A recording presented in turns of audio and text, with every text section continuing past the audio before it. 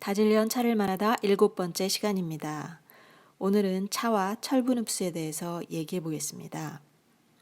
차에 대해서 여러 가지 장점을 열거하다가도 빠짐없이 마지막에 등장하는 단점 하나가 있습니다. 철분 흡수를 방해한다라는 것인데요.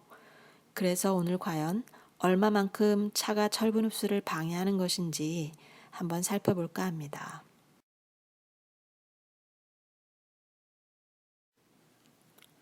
인체에서 철분의 역할은 과연 어느 정도인지 찾아보았습니다.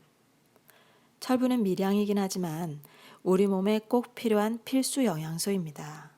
몸속에 흡수된 철분의 70% 정도는 적혈구 속 헤모글로빈에 들어있는데요. 헤모글로빈은 우리 몸 구석구석에 산소를 운반하는 중요한 역할을 합니다. 철분 부족 시에 나타나는 현상을 들자면 늘 피곤함이 느껴지거나 일이나 공부에 집중력이 떨어지고 머리카락이 많이 빠지기도 하고 손톱이 쉽게 부서지고요. 가슴이 두근두근 하기도 하고 숨이 차는 경우가 많아집니다. 그럼 철분이 많은 식품은 주로 어떤 것들이 있는지 살펴보겠습니다. 철분은 해마연과 넌해마연 이렇게 두 가지로 분류가 되는데요. 해마연은 주로 육류나 생선에서 발견되는 철분이고 넌해마연은 채소류, 정제하지 않는 곡물류, 콩, 두부 같은 것에서 발견되는 철분입니다.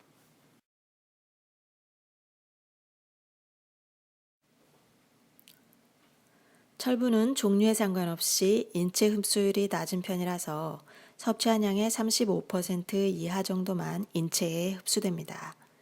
이 흡수율은 개인의 신체 상황에 따라서 달라지기도 하는데요.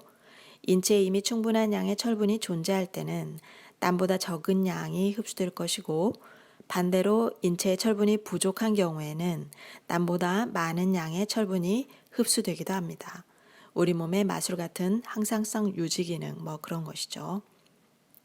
그런데 철분의 종류를 나눠서 살펴보면 해마연 흡수율은 15에서 25%, 넌햄 아연의 흡수율은 10에서 20% 정도가 되기 때문에 평균 2배 정도 흡수율 차이가 있습니다.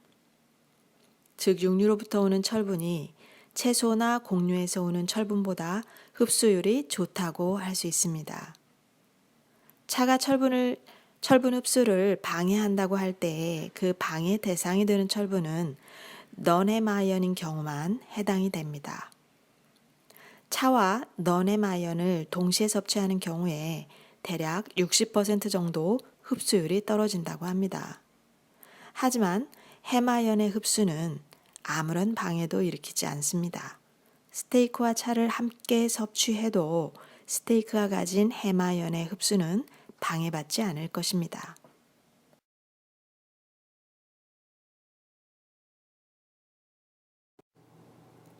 자, 이번엔 그 문제의 넌해마연의 흡수율에 영향을 미치는 요인들에 대해서 좀 더 살펴보겠습니다.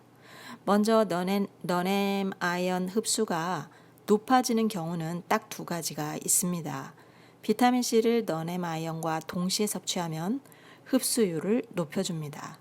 또 넌해마연과 해마연을 동시에 섭취하면 넌해마연 흡수율이 높아진다고 합니다. 그러면 이번엔 반대로 넌해마연 흡수가 방해되는 경우를 알아봅니다. 차를 마시는 경우에 흡수가 방해된다는 것 이미 알고 계시고요.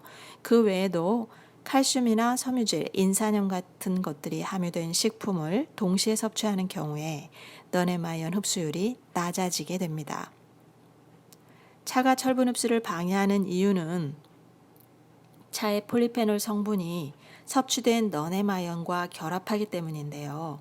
차가 아니고도 폴리페놀 성분이 많이 있는 페퍼민트나 캐모마일 같은 허브차를 같이 마시는 경우에도 똑같은 이유로 넌해마연의 인체 흡수율은 방해작용이 발생합니다.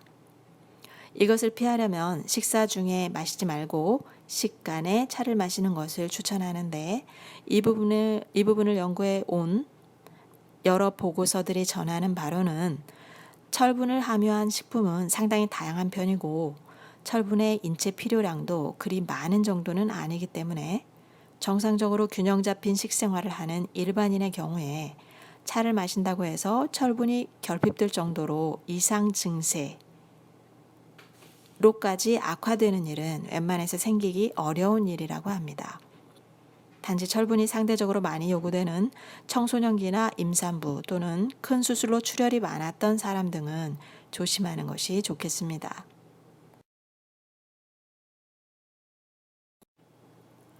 이상으로 다질리언 차를 말하다 7번째 시간을 마칩니다. 다질리언은 차를 마시는 여러분을 응원합니다. 다음 시간까지 즐거운 티타임 되세요.